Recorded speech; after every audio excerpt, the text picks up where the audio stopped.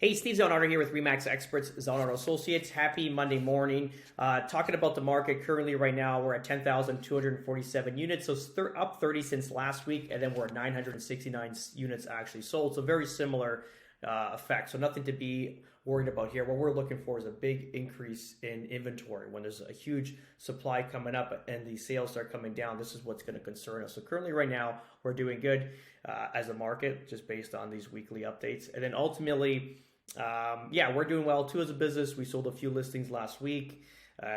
We got a full stack of leads coming up regarding buyers and sellers, which is nice. So that's pretty good, flowing quite well there. Ultimately, even the Florida business is doing well. We have 5 Canadians flying in April, with a few actual Americans from northern states coming in too. So we're going to show them around. Hopefully they buy a few properties, which would be great. And then also there's a few more flying in now with March, and then dealing with my agent Janet while I'm not there, which is cool. I think the big elephant in the room now, next topic, is SVB, Silicon Valley Bank. Basically, this is the bank that funds a lot of the startups, tech companies in America. They have wings all over the place. They even have another branch here in Toronto, deals with the Canadian startups. There's one in UK. So basically, they have their arms everywhere, and they lend out to tech companies. So what happens with this company is that a lot of these tech companies that start up with them don't remove their money because they're high, they pay out high interest and stuff like that. And plus, it's where you started. So whoever gave you your money first, usually you have some sort of connection with them. And then if you're in the tech industry, they understand your line of business, so you can get money lent to you easily. So with that said, a lot of their money, these tech companies hold this money in this bank. So this bank is holding a lot of their liquidity, which basically pays payroll for their employees. So if this bank fails, and there's no receivership in there that actually is going to basically make everyone's debts or everyone's accounts whole, ultimately we're going to have a huge issue going forward. What we're concerned about is obviously runs on the bank. I'm sure they're going to start this morning too. I mean, it's a little bit late now. We'll see what the market's doing.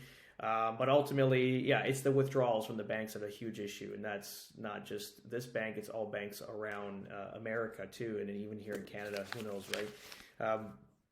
If you kind of look, the only positive news that came out of all this is yesterday the Feds released this information. So this is what this is basically says, is that that deposit holders shouldn't be worried. We're going to make everybody whole, so don't withdraw your money. Just keep it there, and that's what this is.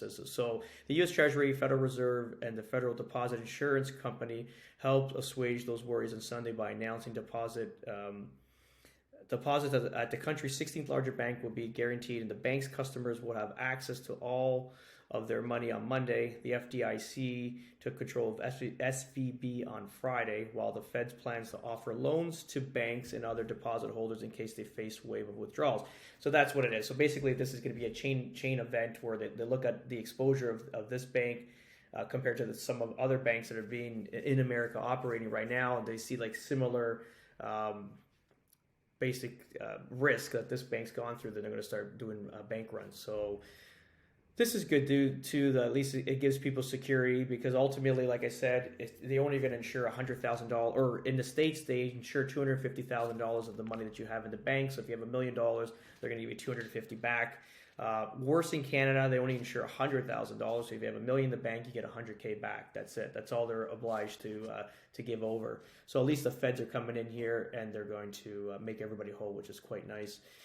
How does this translate to here in Canada? Does it affect us? We don't know yet. Clearly, if you look at Charles Schwab, this was another financial institute in America that got hammered on Friday. I think it went down 11 or 12%.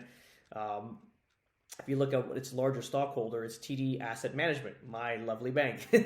So this is the American branch of it. But ultimately, I would imagine the Canadian branch is invested into this asset management company, which is TD Asset Management, and then TD Asset Management is invested heavily in Charles Schwab. So we'll see what happens. We'll keep you posted on all that. Also see BlackRock is here, and also BlackRock owns a large chunk of TD also. So I'm sure they're hurting in a few different ways. Positive is the U.S. dollar is losing a little bit of strength, so that's good for us Canadians that are buying in the U.S. Yeah, that's pretty much it. We'll touch lightly on that subject. Obviously, it's above my pay grade, but we are going to follow it and keep it going. So have a great day, guys. If you have any questions, please reach out. Ciao.